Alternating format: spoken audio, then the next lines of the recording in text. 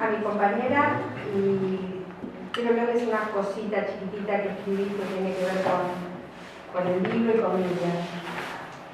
Conozco a Miriam desde nuestro trabajo en la Escuela de Educación Media de Villa Gesell, como profes ella en las clases de lengua y yo de química. Juntas, a partir del intento de profundizar en cuestiones internas y compartirlas en el ámbito escolar, planteamos y realizamos algunos talleres de no violencia con los alumnos. Conversamos algunas partes de su tesis de maestría en enseñanza de la lengua y la literatura, a partir de la cual escribió Enseñar a dialogar en los conflictos. El libro me resulta muy interesante, me conmueve todo, desde el prólogo, la introducción, el marco teórico y la secuencia didáctica. Comparto con ustedes mi opinión sobre esta obra. Me resulta un desafío osado plantear al diálogo en situaciones de conflicto como un contenido a ser enseñado, reflexionando y poniendo en juego la emoción y la racionalidad comunicativa. Destaco algunas partes del libro. El funcionamiento democrático y plural de una institución no está dado por la ausencia de conflictos, sino por la forma de abordaje de los mismos, manifestada en los modos de prevención y reconocimiento, en cómo se transita, en cuáles son las formas y criterios de resolución. Para poder utilizar el diálogo en los conflictos necesitamos ser más conscientes de cómo las emociones determinan el contexto de la acción verbal y tener más manejo de ellas. Necesitamos que las emociones dejen de tener un efecto desencadenante, que no haya una respuesta comportamental directa cuando nos encontramos con una señal que nos despierta miedo, ira, etc., sino que seamos capaces de responder a esta señal con otra señal, convertir esta señal en un proceso de negociación e iniciar así una conversación. Los docentes adentro del aula debemos tener un comportamiento coherente con lo que pretendemos enseñar. Debemos poder resolver mediante el diálogo los conflictos que vivimos con nuestros alumnos, o por lo menos deberíamos intentarlo. No podemos dialogar con nuestros alumnos si no somos capaces de construir juntos un mundo común, lo que permite que las personas entiendan. Bueno, Miriam. Bueno, muchas gracias.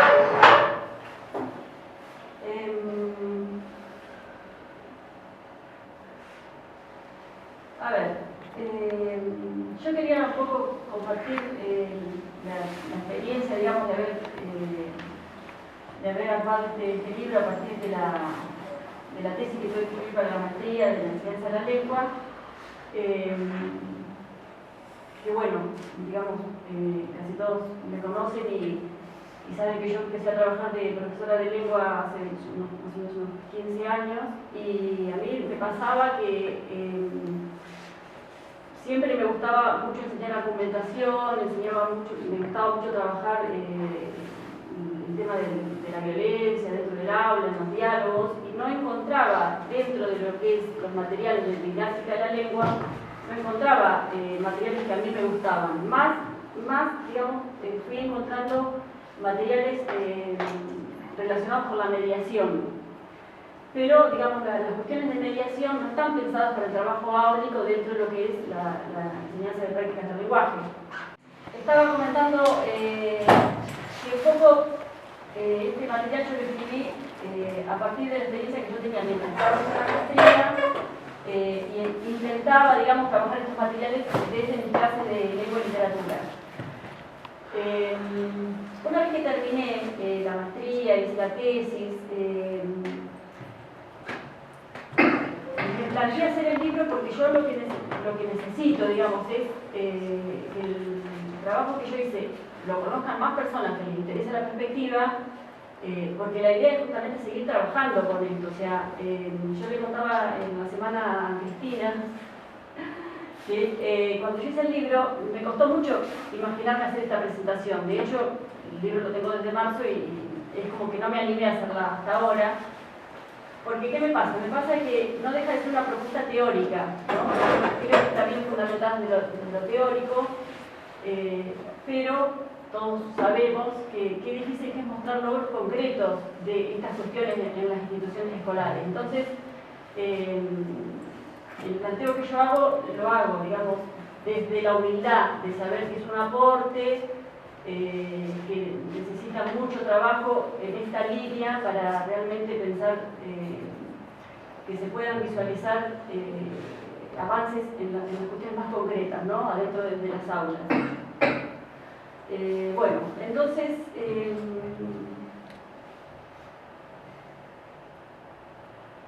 esta presentación la armé no pensando desde la rigurosidad del marco teórico, sino tratando de pensar un público que visualizaba a las personas que me imaginaba que iban a estar acá y que no son profesores de lengua.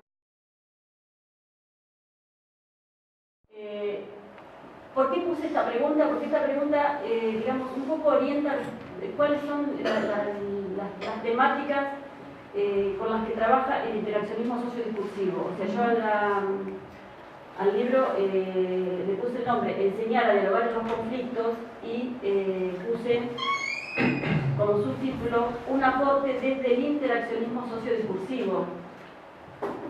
Que, digamos, acá es donde vienen las cuestiones como teóricas un poco más finas, pero para mí es como muy significativo explicitar dónde uno está parado para mirar el conflicto, ¿no? Entonces, el interaccionismo sociodiscursivo justamente lo que hace es tomar al hombre como al ser humano, digamos, como un ser histórico y social. Entonces, desde ahí piensan todos los conflictos que se pueden dar. Y digamos, al poner también esa pregunta, ¿no? ¿Qué diferencia una hormiguero de una escuela? Lo que me parece que se percibe, o por lo menos fue un intento, de ver que desde esta postura teórica, lo humano y lo animal no son dos mundos opuestos, digamos, ¿no? Sino que pertenece como que el hombre, en definitiva, es como una evolución de un mundo que somos de una misma naturaleza, ¿no? Ahora, bueno, si bien hay muchas cuestiones que son, que se podrían hacer equiparar el funcionamiento de una escuela o de cualquier organización social humana, ¿no? Por supuesto que hay también algunas cuestiones que claramente quiebran lo que son las organizaciones sociales humanas y que, bueno, y que pasa por el hecho de que los seres humanos somos capaces de reflexionar, o sea, Bruno lo leía, porque tiene que ver algo con lo que ponía en el libro. Esta capacidad que tenemos los seres humanos de reflexionar está completamente relacionada con nuestra capacidad de usar el lenguaje. Entonces, siempre hablo desde este marco teórico, ¿no es cierto? Así que estas cuestiones son las que profundizo en el marco teórico.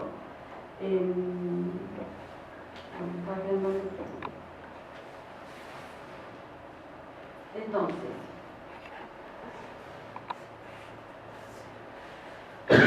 bueno, esto nada más quería agregar con respecto al interaccionismo sociodiscursivo. Digamos, el autor que sistematiza esta corriente se llama Broncat y él, digamos, tiene un recorrido muy largo desde haber empezado a estudiar, a formarse con Piaget. Ahora tiene 60 y pico de años, vive todavía y sigue trabajando y, digamos, trabajó mucho desde la psicología, pero se dedicó mucho a lo que es la didáctica y la enseñanza de la lengua, a la didáctica de la lengua materna, mucho en ese campo. Y trabaja mucho con lo que es el estudio de las organizaciones escolares. Entonces, para alguien que se quiere formar y trabajar dentro de lo que es específico de las organizaciones escolares, a mí me aportó mucho y me abrió como un panorama optimista en cuanto a que, por ejemplo, el planteo de él es algo que yo un poco había perdido de vista, ¿no? Lo importante que es para todos nosotros el tránsito por la escuela, ¿no? Esta cuestión de que muchas veces tenemos instalado de que, bueno, los chicos aprenden en cualquier lado menos en la escuela, y en realidad eso es parcialmente así, o sea, todavía nuestros tránsitos por las escuelas siguen siendo muy determinantes y aparte, bueno, aparte de la experiencia personal de cada uno, si uno piensa la escolaridad desde el proyecto político, es obvio de que no solamente tiene importancia la escuela, sino que está bueno que siga teniéndola y cada vez una importancia mejor, ¿no? Y esto se trabaja mucho desde el interaccionismo sociodiscursivo, o sea, no es solamente un planteo teórico desde el lenguaje, sino desde las formaciones de cómo las generaciones anteriores van transmitiendo los saberes culturales a las generaciones posteriores. Todo eso se trabaja acá, ¿no? Bueno, los aspectos, digamos, que yo considero dentro de lo que es el marco teórico, el tema de la reflexión y el lenguaje, esta cuestión de que los seres humanos justamente está relacionado con eso que yo comenté, de pensarlo al ser humano como ser histórico y social, y esta cuestión de que esa felicidad que tiene el ser humano en algún lado, digamos, se puede visualizar, es en el lenguaje. O sea, el ser humano en algún momento empezó a hablar, en algún momento empezó a crear las palabras que hoy usamos. Esas palabras en sí mismas van como acumulando el saber cultural y el saber social. Entonces, bueno, los seres humanos cuando nacen en un mundo que ya tiene toda esa historia a través del lenguaje, ¿no? Entonces, ningún ser humano es un organismo aislado. Y una cuestión muy sintética que voy a plantear respecto del planteamiento de Roncar, esta cuestión de las acciones verbales y los textos, ¿no? Por eso lo puse en Bastarvilla como que son conceptos clave dentro de lo que él trabaja. Y lo que Roncar plantea es que la acción verbal es como la acción mental, ¿no? O sea, yo quiero, o sea, por ejemplo, explicar o prometer algo, esa sería como la acción verbal. Esa acción verbal yo la manifiesto mediante un texto. O sea, texto, cuando nosotros hablamos de texto, no estamos pensando en los textos escritos, ¿no? Que por ahí cuando uno desde el campo de la didáctica de la lengua, texto remite más a algo escrito. No, texto en este sentido es cualquier cosa expresada mediante palabras, cualquier cosa que se diga, como oral, como escrita, en cualquier contexto. Entonces, la acción verbal es como de naturaleza psicológica. En cambio, el texto es material, o sea, uno el texto lo puede observar. El producto de la acción verbal es el texto. Esto aparece en la secuencia que después voy a explicar. Y la otra digamos, el otro gran desarrollo que yo hago dentro de lo que es el marco teórico es la relación entre las decisiones, los razonamientos y las emociones. Y acá aparecen algunas cuestiones muy interesantes, me parecen a mí, que, por ejemplo, la cuestión de que nosotros no podemos razonar afuera del lenguaje, ¿no? O sea, razonamos en el lenguaje, y que los razonamientos, por ahí la palabra razonamiento remite a razonamiento formal, ¿no? A pensamiento formal, pero el razonamiento no se acaba en la cuestión del razonamiento lógico-matemático, ¿no? O sea, uno para cualquier decisión que toma razona, o sea, si quiero llegar a tal hora, bueno, a tal lugar y voy a ir en el auto, bueno, voy a salir desde tal hora de mi casa. Eso es un razonamiento, digamos, ¿sí? Y la relación entre los razonamientos y las emociones, porque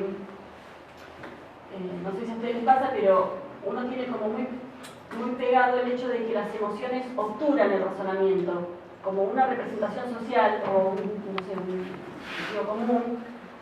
Muchas veces pensamos que las emociones obturan los buenos razonamientos, y desde este marco teórico que yo trabajo es lo contrario, digamos. O sea, no podemos estar fuera de las emociones, siempre estamos en una emoción. Esas emociones pueden ser de diferente tipo, pero es desde la emoción que pensamos. Entonces, bueno, en esta parte de la tesis yo trabajo con Maturana, y Maturana justamente trabaja también el tema del lenguaje, pero desde la biología, y Maturana habla de estas cuestiones, ¿no? Que el ser humano básicamente está en dos emociones, o en el rechazo o en el amor, ¿no? Como que esas son las dos emociones que están como subyacentes a nuestro estar. Y la forma en que define el amor, ¿no? Que el amor es la emoción a través de la cual el otro se me aparece como otro legítimo en coexistencia con uno. O sea, el amor es la emoción que a mí me hace reconocer que el otro es un otro legítimo. Y la agresión es la emoción que me hace decir que el otro no tiene por qué estar acá, digamos, ¿sí? Entonces, esta forma de definir el amor y la agresión, a mí me parece que son como muy claras, ¿no? Y representan mucho el tipo de relaciones, el tipo de emociones que mueven nuestras relaciones. Todo el tiempo nosotros estamos aceptándolo al otro, que está bien que el otro esté acá, o estamos rechazando que el otro esté acá, pero eso no pensándolo desde lo más, desde las relaciones más cercanas, ¿no? De la gente que invito a mi cumpleaños, pero pensando también en las cuestiones más organizativas de la escuela, ¿no? O sea, con esta cosa de que estamos armando una escuela secundaria obligatoria y que realmente es difícil tener esta cabeza de que es legítimo que los chicos estén en la escuela, ¿no? Y entonces un poco con esto queda claro que con esto yo estoy diciendo que si no es desde el amor, estas cosas no van a salir, no salen en la escuela, ¿no? Desde el aceptar que es legítimo que el otro existe y que el otro comparte este espacio.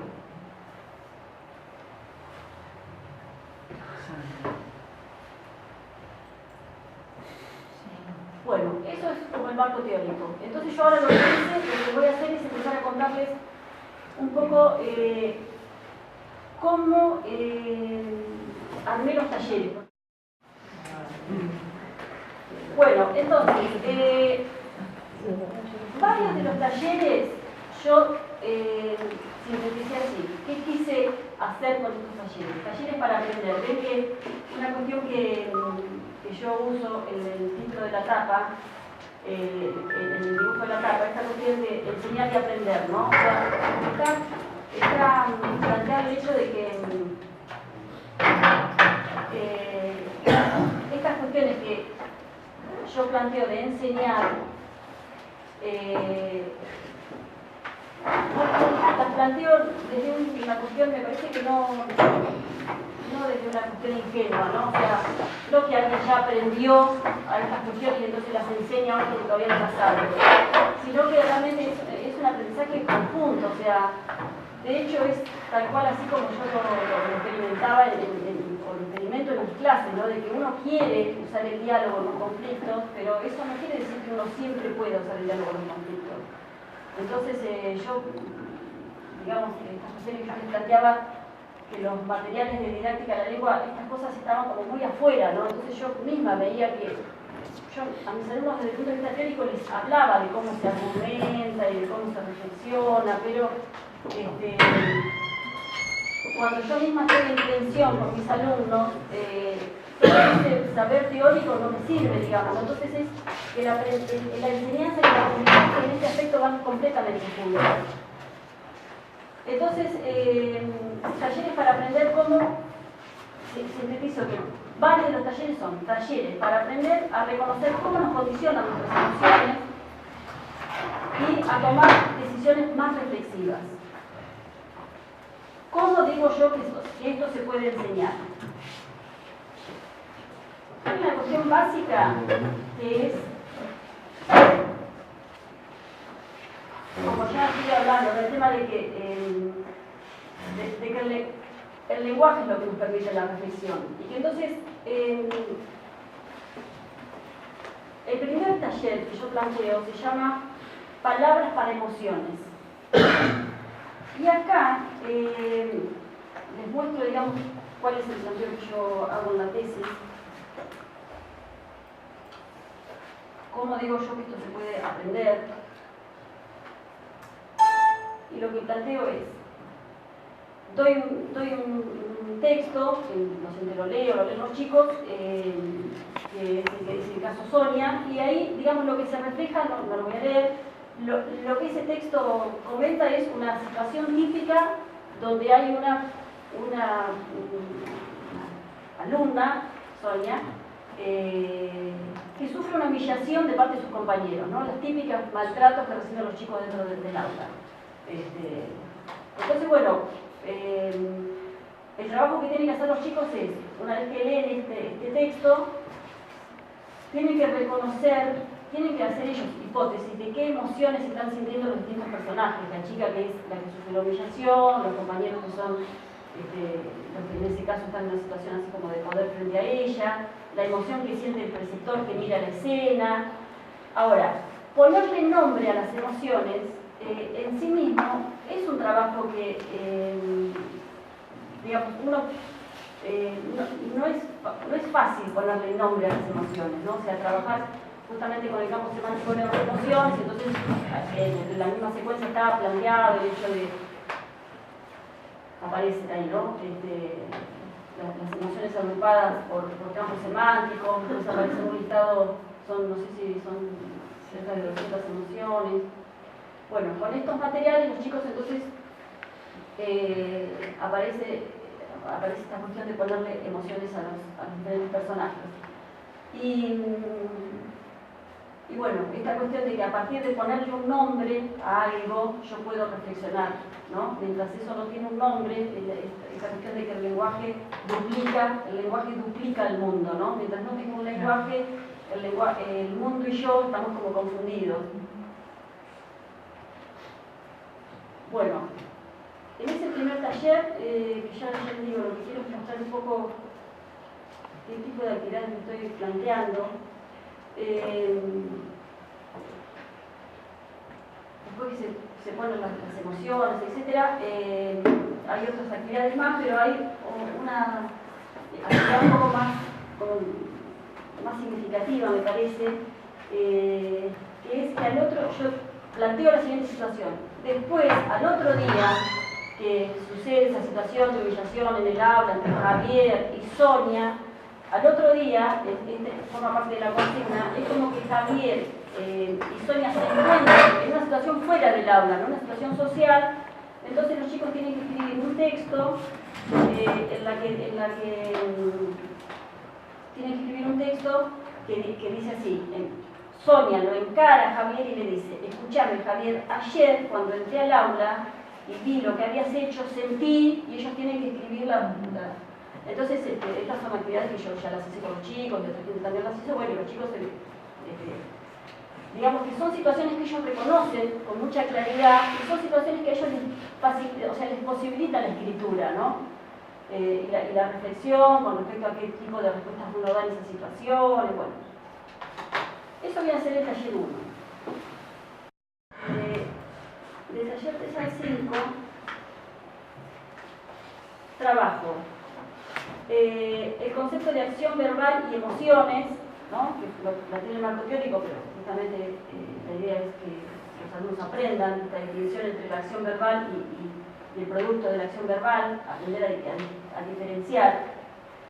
Después el tema de cómo se evalúan las acciones, de cómo se evalúan, de cómo yo digo que algo está bien hacer y algo no está bien hacer, ¿no? Y el tema de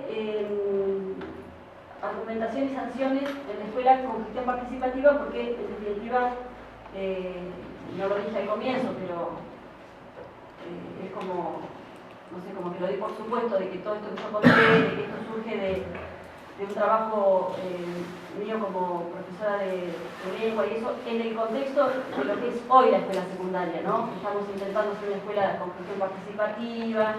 Entonces, bueno, como que toda la secuencia está en función de esa escuela.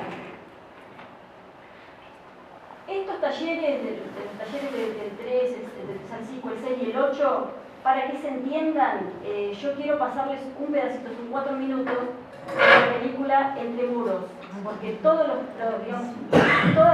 actividades están pensadas en función de esa secuencia.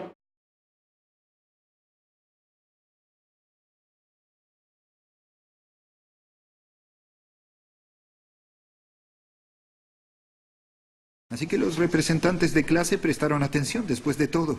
Bromea, sus tomé muchos calificaciones. apuntes. Me dio la sensación de que no le estaban prestando Pero atención a la señor, si reunión. anoté todo esto. Luisa, estoy encantado. Has hecho un buen trabajo transmitiendo la información. Volvamos al poema.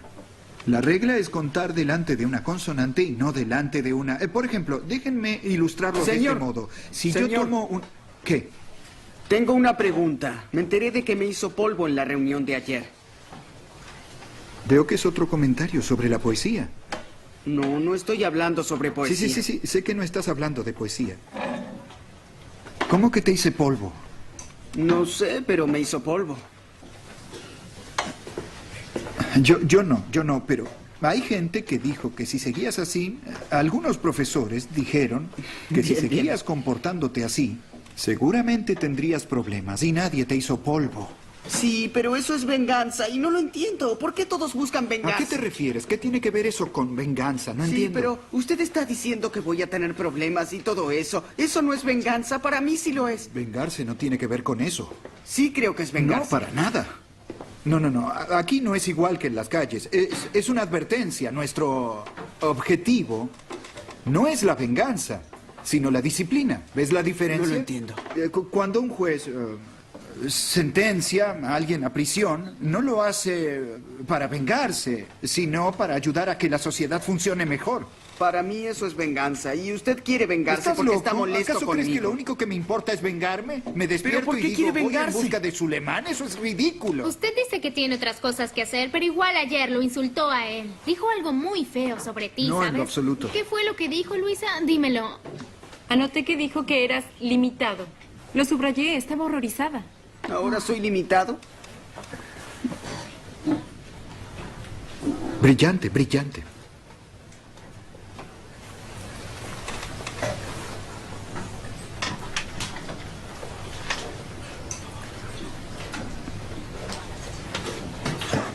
Díganme, Esmeralda y Luisa, ¿cuál es la función de los representantes de clase con exactitud?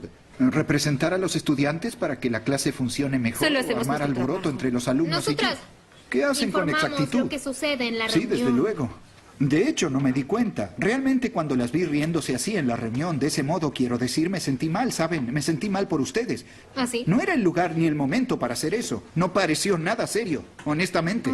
Sí, bueno, a nadie le importó. Ah, sí, claro que sí. Solo a usted. Oh, no, Esmeralda. Me molestó a mí y creo que puedo decir, le molestó a los demás también. No, solo le molestó a usted.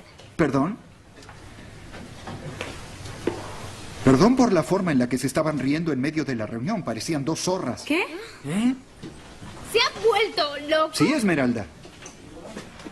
Eso está mal, muy mal. Señor, no se descargue con nosotros. La palabra es insultar. Descargarse insultándonos con zorras. No. Se dice descargarse o insultar. Es una o la otra, ¿de acuerdo? Sí, ¿Ah? siga hablando, sí. De hecho, nunca dije que fueran zorras. Dije que en un momento en la reunión se comportaron como zorras. ¿Entienden? Creo que en esto he sido lo Oiga, suficientemente señor, no claro. intente embaucarnos. Dijo zorras, es así de fácil. No intento embaucarlos. Estoy explicando la diferencia. Señor, no, no se ¿Entiendes? le habla a las ¿Entiendes? chicas de ese modo. ¿Qué tiene en la cabeza? ¿Entiendes lo que digo?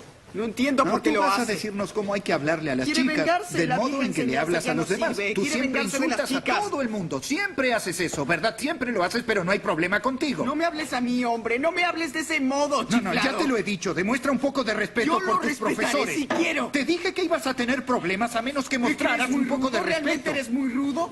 Esto Te no se puedo trata de ser enfrentar en rudo, se cualquier trata de momento. disciplina y Oye, respeto. basta de hacerse el macho. Basta. No te crees un metas en machote? esto, ¿eh? Tu Sulemán? cara de perro, basta. Sulemán, ya basta, No me hermano. toques, no me Ya toques, no basta, te atrevas a ya. tocarme porque me voy a poner mal. Basta, déjame en paz, déjame en paz. No puedes hacer esto. Debes respetar a tus Basta, profesores. vete. No puedes Sulemán, irte calma. cuando tú quieras, ¿de acuerdo? No puedes. ¿Qué estás haciendo? ¿Qué estás haciendo? Ven aquí, ¡Suéltame! ven aquí una vez, vamos, ¡Tranquilo! Ven, ¡Basta ven, ya! quieto, quieto. ¡Suéltame, patético! Váyanse todos al diablo, idiotas.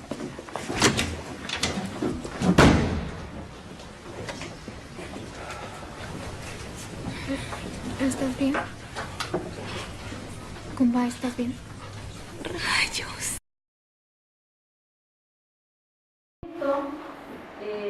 Justamente con esta escena, o sea, con la película trabajo en la tesis. Entonces, por ejemplo, en el taller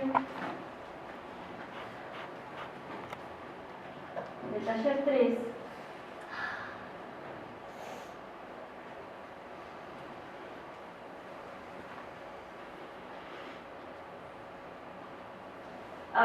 explico el tema de las acciones verbales, ¿no? O sea, cuáles son las acciones verbales, qué es el concepto de acción verbal, son estudiantes, y lo tienen que trabajar en ese texto que habían escrito entre Sonia y Javier. Entonces, bueno, si Sonia, por ejemplo, le dice, escúchame Javier, ayer me sentí humillada. ¿Cuál es la acción verbal que está haciendo Sonia? Bueno, en ese caso está informando. Y el texto es, me sentí humillada. ¿Sí? Ahí es donde es sencillo. Cuando hay amenazas o cuando hay...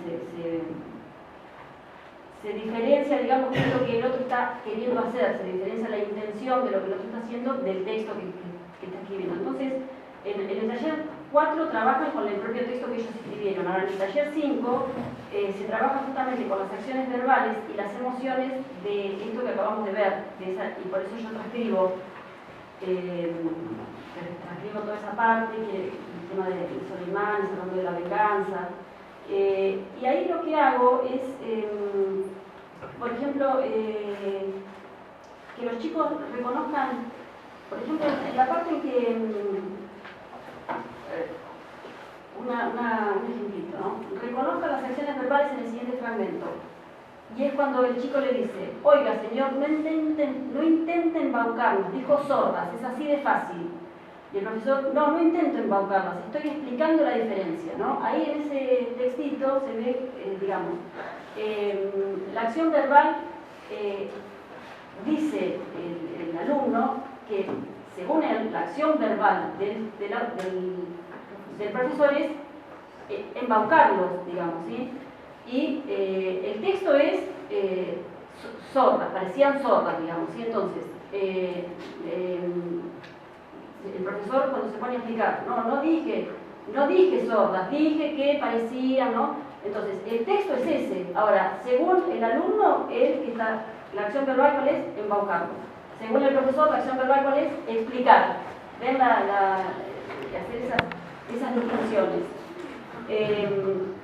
Entonces, yo lo que planteo en este taller es que por grupo y con la transcripción los chicos discutan sobre las cuestiones que pasan ahí, ¿no? Entonces, acá trabajo, digamos, con intentos que se han hecho en las escuelas de trabajar la cuestión de si es posible o no aprender la cuestión moral, ¿no? O sea que ayer habló de esta cuestión de que uno evoluciona en los razonamientos morales, de una moral más heterónoma, o sea, uno hace las cosas por premio y castigo, hasta una moral autónoma, donde uno hace las cosas porque uno está de acuerdo con sus propios principios. Bueno, esa evolución tiene que ver con lo que nosotros podemos hacer en la escuela, ¿no? Entonces, este tipo de discusión yo propongo en este taller, que es el taller 6. Entonces, por ejemplo, cuando Soleimán, ¿no? Que Soleimán está como muy claro de que para él el profesor es vengativo, o sea, él no tiene duda de que el profesor es vengativo. Y el profesor dice que no lo hace por venganza, sino que por una cuestión de disciplina. Bueno, entonces, la cuestión de la venganza es una cuestión muy central respecto de cómo nosotros pensamos la punición de los delitos, ¿no es cierto? O sea, cómo socialmente pensamos cómo se remedia un delito, si es desde la venganza o no. Bueno, una cuestión que no la tenemos para nada saldada. Entonces, yo por ejemplo le digo a los chicos que en este cuestionario, ¿qué es la venganza? Pongan ejemplo. ¿Quién tiene razón, el profesor o Soleimán? ¿Quiere vengarse el profesor? Bueno, estas cuestiones son para que ellos las discutan, ¿no es cierto? Otras preguntas. ¿Insultó el docente de verdad a sus alumnas cuando le dijo parecían dos zorras? Luisa dice, eso está mal, está muy mal. ¿Qué creen que Luisa evalúa como que está mal? ¿Están de acuerdo? ¿No? Ahí todo el tiempo hay una evaluación, porque veo que Soleimán le dice al profesor cómo le tiene que hablar y el profesor le dice a Soleimán cómo tiene que hablar, ¿no? Todo el tiempo entre ellos están evaluando sus comportamientos. Entonces, cuando los chicos tienen que valorar el tipo de reacciones que tienen, estuvo bien Soleimani de que se levantó, y los chicos no justifican esas acciones, o sea, comprenden que uno es del enojo, pero nadie dice sí, Soleimani estuvo bárbaro, ¿no? O sea, no son, digamos, complacientes ni con el docente, ni con cuando reflexionan, digamos, ¿no? Bueno, en el taller 8, yo lo que propongo justamente es, a partir de estas cuestiones, avanzar un poco más respecto de desde dónde se arman los acuerdos de convivencia, desde dónde se arman las sanciones, y ahí los hago trabajar con 3 textos, que esto es bien, digamos, un contenido de lo que es la enseñanza de la lengua, ¿no? Los textos argumentativos. Entonces acá se trabaja con 3 textos. Uno que es un reportaje a este chico que se llama César González, que capaz que ustedes lo conocen porque sale mucho en la televisión, que tiene un pseudónimo que se llama Camilo Blayakis. Bueno, es justamente un chico que estuvo preso desde muy chico, no sé, a los 19, a los 17 cayó preso, aparentemente por algo bastante pesado, y ahí, a través de tomar contacto con Rodolfo Walsh, empezó a tener con mucha claridad política y hoy escribe, ha hecho una película, ha hecho una película y... Bueno, talleres, y bueno, tiene la revista, sí, todo piola, cordero, todo. Y ahí, bueno, no se alcanza a ver nada, ¿no? Pero el título de esto es más peligroso un pibe que piensa que un pibe que roba, ¿no? De esta cuestión de que es un chico completamente asimilable con Soleimani, digamos, ¿no? Totalmente. Bueno, es un reportaje de este chico. 3 textos, ¿no? Trabajo. Después, el otro texto que trabajo es un reportaje. Esto todo es el reportaje del chico este. Y después hay una nota de esta. Una nota de un penalista que es no sé si dinamarqués o algo así. Holandés, dice el texto. Holandés. Que justamente, digamos, a la Argentina vino y estuvo exponiendo la Cámara de Diputados. La teoría de él justamente es que ni el sistema penal ni las cárceles sirven para solucionar conflictos. O sea, desde el punto de vista de él, las cárceles no deberían existir, ¿no? Como que las cárceles provocan más problemas de los que solucionan. Bueno, dice cuestiones así bastante llamativas, ¿no? Pero con mucho marco teórico y mucho desde el campo de lo penal. Entonces, me parece como una mirada muy interesante. Y bueno, sobre todo nos sirve para pensar justamente cómo pensamos la convivencia en la escuela, ¿no? Donde justamente en la escuela la cárcel no está contemplada. Entonces, todo lo que él dice para la sociedad, por lo menos para la escuela, sirve, digamos, ¿sí? Y por último, les hago leer a los chicos una conferencia que se llama Ética en el Derecho, la venganza y la no violencia. Y acá, digamos, Oscar Sebey lo que da es la perspectiva, una perspectiva así como histórico cultural de la venganza, ¿no? Y de cómo realmente nosotros, todavía nuestro máster trabaja con la venganza, o sea, es como que la ley del talión todavía está en nuestra representación como muy fuerte, ¿no? Por eso a nosotros, y si nosotros vemos, digamos, el tipo de razonamiento que hacemos, no los chicos, los adultos, respecto de, por ejemplo, cuando alguien roba, qué tipo de cosas hay que hacer con el que roba y todo, de trasfondo está la ley del talión actuando, ¿no? O sea, ojo por ojo, diente por diente, ese es nuestro razonamiento. Entonces, revisar, o sea, el ojo por ojo, diente por diente es la venganza, digamos. Entonces, cuando nosotros hablamos de justicia y todo, muchas veces el razonamiento que está detrás es la aceptación de la venganza. Por eso, bueno, Soleimani cuando le dice al profesor, ¿usted se quiere vengar? O sea, el profesor le dice no, pero en realidad uno registra como profesor que te da rabia que el chico te hable de esa manera y vos en realidad te querés vengar, o sea, no dice ninguna cosa que no sea real, ¿no? De hecho, esa situación que aparece ahí en el aula, que claro, vista así, vista en este contexto de reflexión y todo, para nosotros es como si, a ver, pero que los profesores insultan a los alumnos, es una cosa que pasa mucho, digamos, ¿no? Entonces, ¿desde qué lugar el profesor insulta? ¿Qué porque es malo? Porque no, o sea, realmente son situaciones de mucha tensión, son situaciones difíciles de manejar, entonces, bueno, el insulto es claramente una venganza que uno toma sobre el otro, ¿no? Bueno, esto entonces son la serie de talleres que tienen que ver con lo que yo dije, que intentaba enseñar a reconocer cómo nos condicionan nuestras emociones y a tomar decisiones más reflexivas, ¿no? No sé si les pareció que lo que contesté algo que ver con esto, pero para que sí. Después, los otros talleres, yo digo, bueno, a ver, ¿yo qué quiero que aprendan con estos talleres que les voy a contar? Que aprendan a ser una persona coherente y solidaria, ¿sí? La coherencia tiene que ver con esta cuestión de que uno estructura su vida, sus acciones como una secuencia narrativa, ¿no? O sea, todos nosotros contamos una historia de lo que es nuestra vida y de lo que es la vida de los demás. La literatura básicamente hace eso, o sea, cuenta historias que, digamos, los personajes de las diferentes historias que aparecen en todos los cuentos, en todas las novelas, en todas las películas, son personajes que van armando una vida que desde el punto de vista del protagonista tiene una coherencia, digamos, ¿sí? A uno le van pasando cosas y en base a esas cosas que le fueron pasando va dando determinadas respuestas. Importante. Entonces, de este tema aparecen talleres.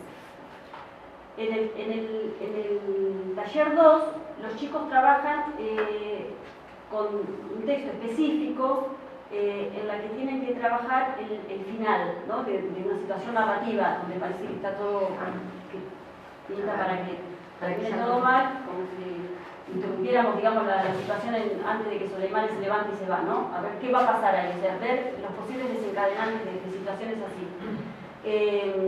Y bueno, visualizar situaciones donde aparentemente todo está dado para que todo termine mal y que sin embargo muchas veces por algunos otros factores, en vez de terminar todo mal, no termina todo mal, sino que se empiezan a dar otras respuestas, bueno, a partir de alguna situación que aparezca, bueno, entonces aparece, digamos, talleres para trabajar estas situaciones, secuencias narrativas, para ver, digamos, cómo todas las narraciones tienen como una lógica causal, de causa y consecuencia, ¿no? Si vos me hablaste así, yo te dije así, si vos no me devolviste tal cosa, yo no te devuelvo tal otra. Todo eso tiene que ver con una secuencia narrativa, digamos, ¿no? Entonces, la coherencia es como que la coherencia va como explicando, ¿no? Las cosas. Ahora, hay un punto en el que, o sea, cuando uno pone las acciones en una situación de narración, explica por qué en una determinada situación uno da determinada respuesta, ¿no? Entonces, en una situación de conflicto, si yo narro mi propia historia de cómo llegué a ese conflicto, obviamente que esa narración no va a ser la misma narración del otro en el conflicto. Yo tengo mi propio cuento de por qué llegué acá y el otro tiene su propio cuento. Entonces, ven que ahí trabajar el tema narrativo abre un campo que si no, es como difícil encontrar historias con las cuales cada uno llega a los conflictos. Entonces, bueno, el tema con la narración aparece en varios de los talleres. Y después aparece el taller 9 que se llama Los Consejos. Los consejos yo lo tomé a partir también de algunas cuestiones teóricas que leí, trabajo con los textos argumentativos, que los textos argumentativos uno los tiene muy asociados con vos demostrame que tenés razón, mostrar que las cosas que vos decís son lógicas, son coherentes, y aconsejar también es un texto argumentativo, ¿no? Y en el consejo uno tiene como otra relación con el interlocutor, que justamente uno puede aconsejar si quiere un bien para el otro, si se puede poner en el lugar del otro desde un lugar de amor y a partir de ahí aconsejar. Entonces, el taller 9 y el taller 10 trabajan con estas situaciones, ¿no? Cuando el consejo como un texto argumentativo y de los insultos a los elogios son trabajos que yo he hecho con alumnos, ¿no? En el taller 10 aparece el texto ese de la carpintería, no sé, los que son profesores lo conocen seguro, ¿no? Que hace ver, por ejemplo, es un carpintero que, bueno, el serrucho sí es agresivo, pero es el que permite cortar, el destornillador, uy, cuánta vuelta que da, pero bueno, ajustar los tornillos, ¿no? Bueno, digamos como una situación así lúdica, muestra esta cuestión de que todos nosotros tenemos rasgos, que el mismo rasgo puede ser positivo o negativo, ¿no? O sea, si yo, por ejemplo, soy una persona violenta, gritona, no es una virtud, pero sin embargo esa característica de ser violenta y gritona me da fuerza para resolver situaciones, o sea, como que siempre, digamos, una característica depende de cómo se use, digamos, y desde dónde está parada la emoción de que la utiliza, va a ser un insulto o un elogio, ¿no? Entonces, acá aparece también Maturana, ¿no? Que Maturana dice el lenguaje, la emoción nos hace usar el lenguaje de una determinada manera. La emoción me hace usar el lenguaje de una determinada manera. Cosa muy clara, ¿no es cierto? O sea, uno no siempre quiere, si no está enojado, no quiere hablar con el otro, por el tipo de lenguaje que va a usar. La emoción me hace usar el lenguaje de una determinada manera. Pero el lenguaje me hace también cambiar la emoción, ¿no? Entonces esta cuestión de que depende de cómo yo escucho, yo puedo estar con una emoción, digamos, de enojo, pero si el otro sabe, digamos, usar el lenguaje y revertirme este enojo, yo tranquilamente desde sus palabras puedo revertir el enojo, ¿no? Entonces esto es lo que trabaja el taller 10, los insultos a los elogios. Bueno, y el taller 11 es el taller, digamos, más ambicioso de todos. Con los alumnos nunca lo trabajé, lo hemos trabajado sí en contextos de talleres de otro tipo, con docentes, incluso en esos talleres que comentó Ruth, que hacíamos acá, no me acuerdo qué año era, pero que los chicos venían a contraturno, ahí trabajamos la regla de oro como herramienta de diálogo interno, ¿no? Y la verdad que salen cosas muy interesantes. Bueno, el tema de la regla de oro es justamente que la regla de oro lo que te plantea es trata a los demás como quieres que te traten. Entonces acá es donde aparece la ruptura mayor, porque es como que uno ya deja de justificar sus acciones por lo que los demás hacen, que es, digamos, el automático con lo que andamos todos, y empiezo a justificar mis acciones en base a un trato, en base a una reflexión que yo hago. ¿Cuál es el trato que yo quiero recibir? ¿Cuál es el trato que yo quiero recibir? Y ese es mi eje de acción. Entonces, rompe completamente con nuestra cuestión más reactiva, ¿no es cierto? O sea, es imposible que si vos me hablas mal a mí me den ganas de hablarte bien. Es imposible. Tengo que hacer toda una reflexión, esa cosa de, bueno, para respirar 5 veces, todas estas cuestiones son porque en realidad lo reactivo es que si vos me hablas mal, yo voy a querer hablarte mal. Entonces, bueno, ¿cómo se enseña el trabajo con la regla de oro? Entonces acá es donde aparece, voy a mostrar muy brevemente lo que yo planteo. Los hago trabajar a los chicos con una historieta. ¿Cómo quiero que el otro me trate? Entonces,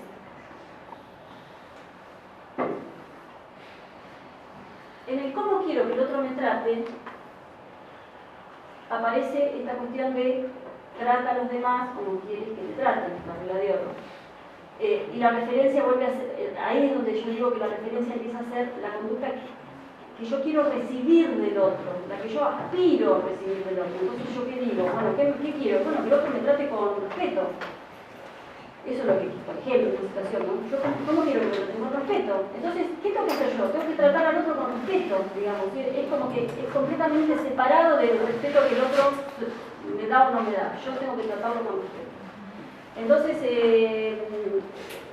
lo que yo planteo es que este es un ejercicio de diálogo interno, ¿no? El tema del diálogo interno, esta es una cosa que apareció bastante tratada por Vygotsky, o sea, que justamente los diálogos pueden ser externos, como uno habla con los demás y los demás escuchan, pero internamente en nuestro psiquismo nosotros estamos todo el tiempo hablando con nosotros mismos. Entonces, esto está pensado para, es como una herramienta de diálogo interno, ¿no? Sería como una herramienta de meditación, también podríamos llegar a decir. Y lo mismo, la regla de oro de segundo orden, lo mismo si me pongo en el lugar del otro. Hago las mismas preguntas y todo. Entonces, voy a poner un ejemplo. Puse, digamos, esto y después puse así. Ejercicio que podría haber hecho Sonia cuando entró al aula y vio que Javier le había agarrado la mochila, ¿no? En la primera situación. Después puse ejercicio que podría haber hecho el profesor con sus alumnos, ¿no? ¿Cómo si François, el profesor, hubiera conocido este ejercicio, qué podría haber hecho? Y lo mismo Soleimani, ¿qué podría haber hecho? Eso lo resuelvo acá como ejemplo, ¿no? Entonces, leo el de Soleimani y el del profesor. Dice, Soleimani lo que podría haber hecho el día anterior, ahí en la escuela, ¿no? Cuando se enteró que el profesor había hablado mal de él. ¿Qué siento frente al profesor? ¿Cuál es mi emoción? Siento rabia, impotencia.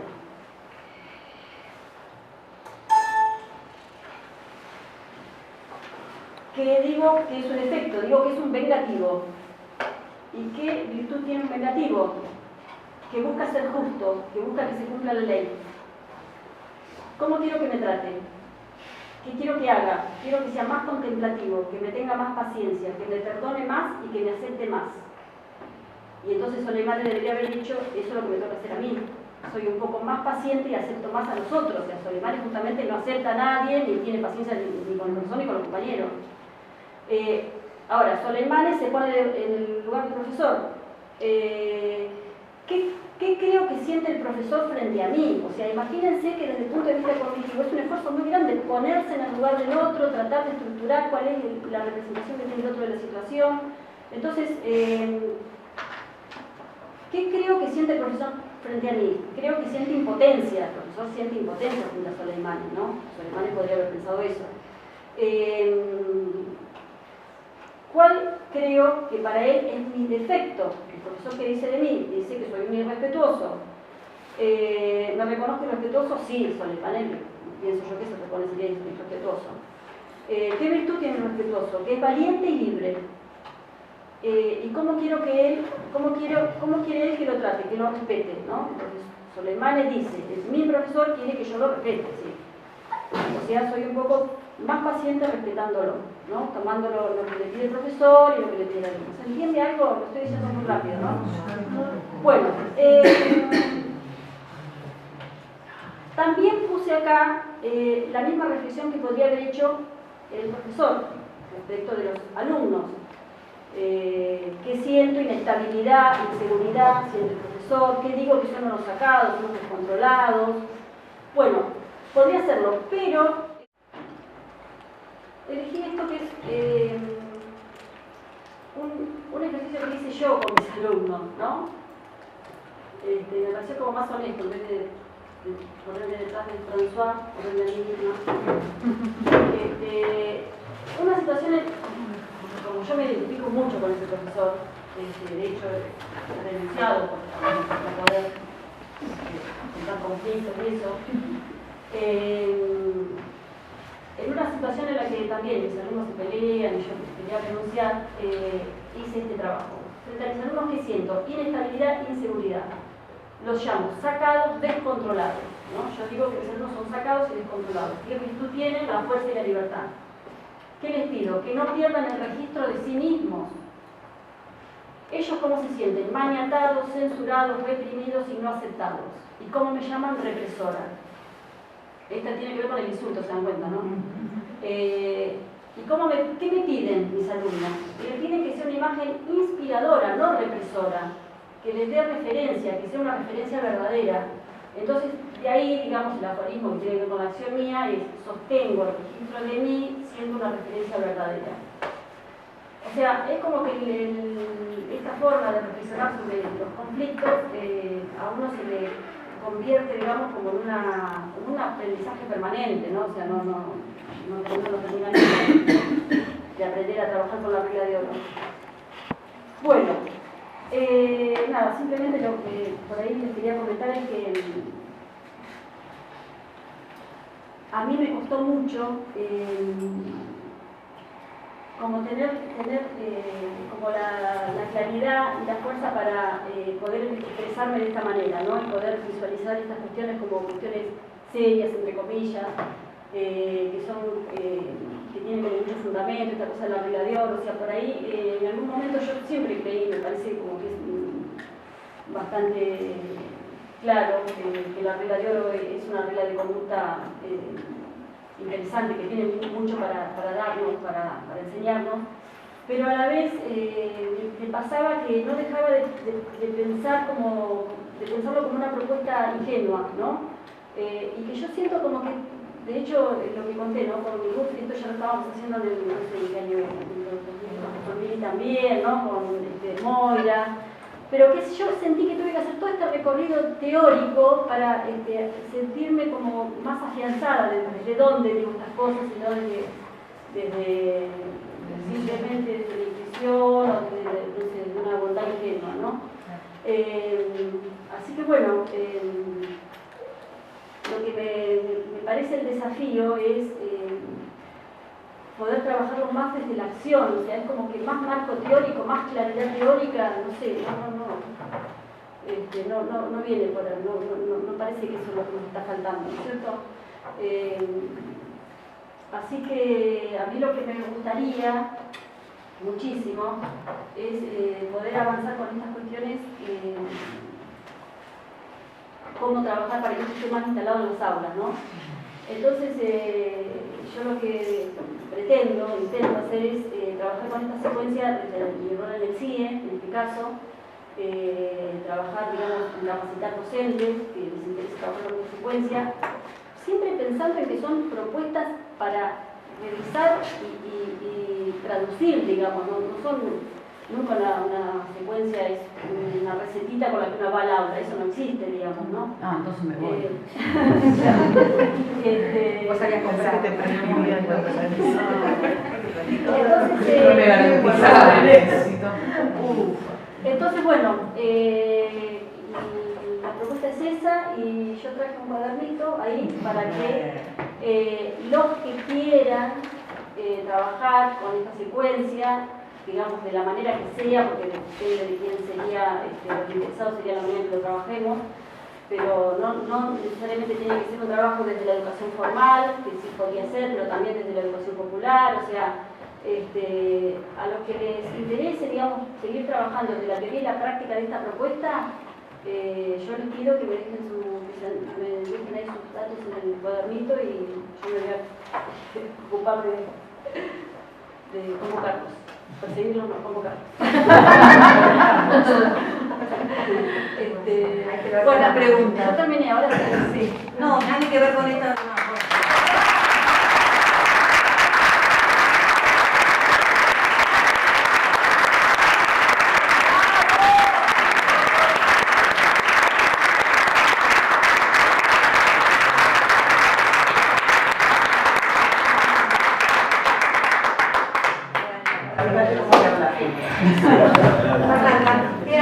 No, la convocatoria la estás, cuando dijiste esto se puede trabajar en conflictos con organización, desde cualquier organización humana.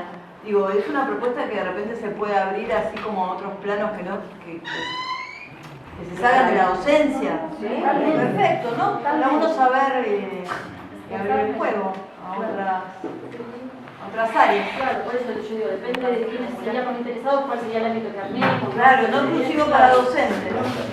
Perfecto. Yo sabía.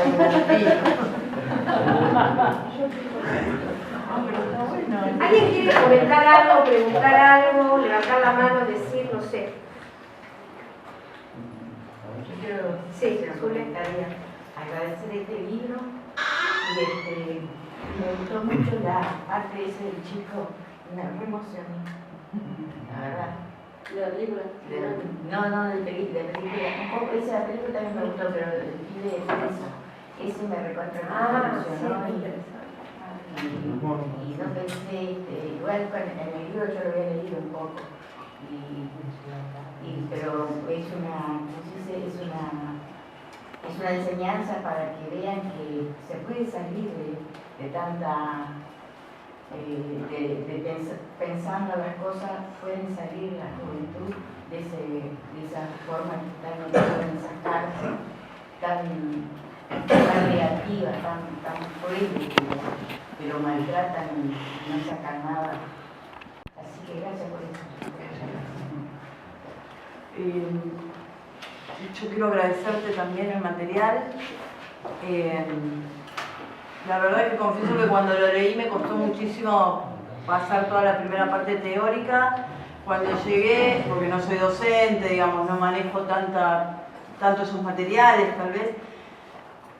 Confieso que cuando empezaste a desarrollar todo lo que yo intuía que venía por la educación popular o por el formato de talleres, lo cerré con violencia. Porque sentí, digamos, me pasó eso, no te lo pude como decir en otro momento, pero ahora lo cerré con una cosa de decir, y lo primero que me vino fue la sensación de decir, todo un libro tenía que pasar para... Sentí como, digo, claro, va por acá, y ahora me cierra cuando dijiste, bueno, yo necesitaba transitar todo este proceso, digamos, ahora entiendo más esta presentación, porque sentí como una mezcla de bronca, de por qué hasta ahora y no antes, ¿no? Y bueno, cuando pones este cartel acá, me emocionó muchísimo. Yo perdón, Fer, ¿por qué hasta ahora y no antes qué? Este proceso que ella tuvo, ¿por qué no? Yo sentí que eran cosas que volcó en el libro, bueno, yo sentía en lo personal que había que...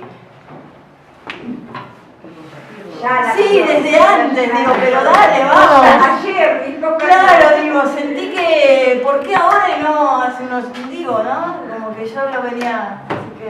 A mí también no es muy claro, pero hoy me cerró mucho la presentación y gracias. Muy consistente con tu trabajo de los personajes con tus alumnos, sí, ¿no? Sí, el libro total, es como una respuesta realmente a esa necesidad. Me cierra absolutamente. Hoy entiendo un montón de cosas. Y ese cartel me emocionó mucho. Así que gracias.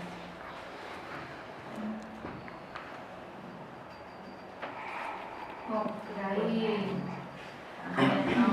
agradecerte porque creo que en el ámbito educativo hay mucha violencia institucional, sobre todo en los adultos, porque los chicos de por sí pueden ser más traviesos, menos traviesos, están equivocados, están experimentando, están creciendo, el error es parte, ¿no?, de ese proceso de crecimiento.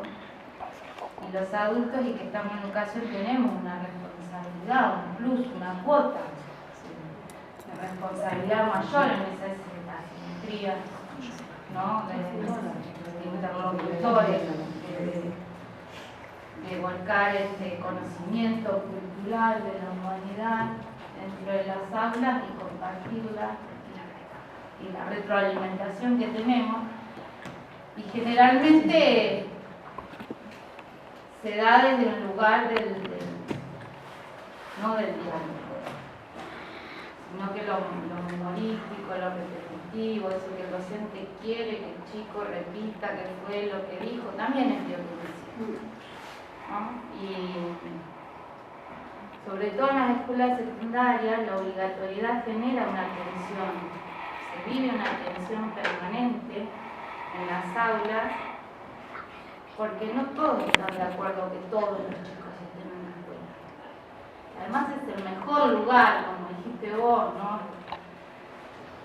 y donde la pedagogía, digamos, tiene sentido, porque si no la escuela no tendría sentido, si no fuera humanitaria, cerramos las puertas y digamos que la razón de ser de la educación es ser cada vez mejores y enseñar eso, que hay un mundo posible, de que te traten bien si vos tratas bien.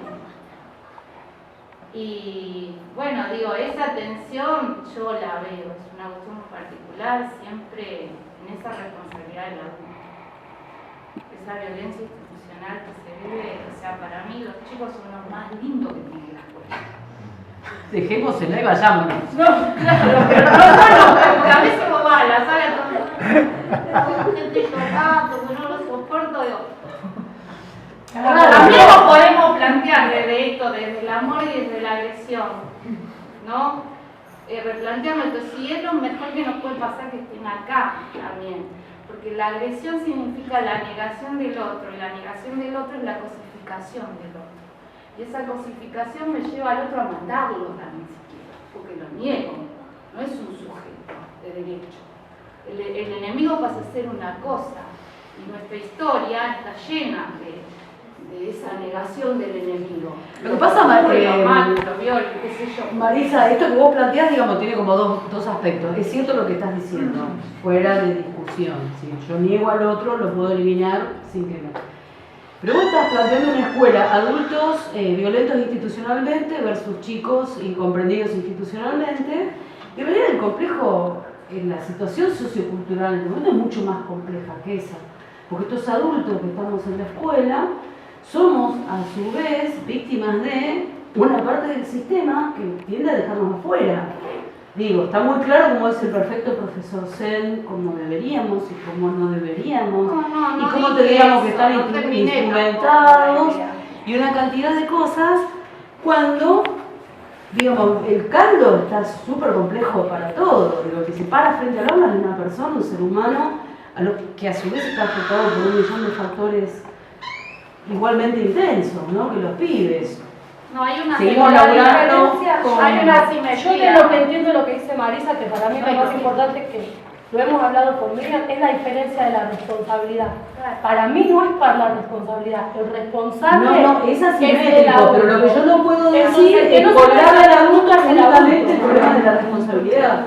No digo que sean pares, y es claramente asimétrico, y para algo me formo y considero que tengo respuesta. Pero lo que voy es que si yo en el único lugar que me puedo parar es en el de la exigencia de cómo deberían funcionar los profesores, pasa esto de profesores llorando en la sala de profesores. ¿Qué es lo que te pasa que te desbordaste? Hay que estar muy estructurado, muy bien constituido. Seguro, pero para seguir nosotros hacer eso no es algo que tengan que pagar los chicos. Porque de última nosotros nos pagan para venir a trabajar. Y yo no, el salario es una cuestión que como excluyente que no es justifica. Nos pagan para eso, podemos elegir. Claro, yo no voy a elegir el caso, que está muy mal con esto, andate con esa es la diferencia. Si no, ellos están creciendo y ellos son los que la pasan realmente mal. No es simétrico. No era para debatir igual, pero no, lo que pasa, Marisa, que está esta cosa de decir, ay, los adultos en lugar de la simetría y la responsabilidad y de la elección. De la formación. Es optativo ser docente. Si no, es contratura, un violento docente es como... O sea, la pedagogía es humanizante. Si yo soy violento y soy docente, está bien el sistema y todo, pero elijo una carrera humanizante, o sea, tengo que tener ese ejemplo, me tengo que parar de ese lugar y de ese club de responsabilidad, porque si no me paro desde ahí, no sé, lo que vos estás planteando es todos estamos inmersos y todos somos lo mismo y todos somos víctimas. No. Yo digo... No estoy planteando eso. Bueno, yo tampoco estoy planteando. No digo ni que los chicos son víctimas ni que nosotros somos víctimas. Estoy hablando de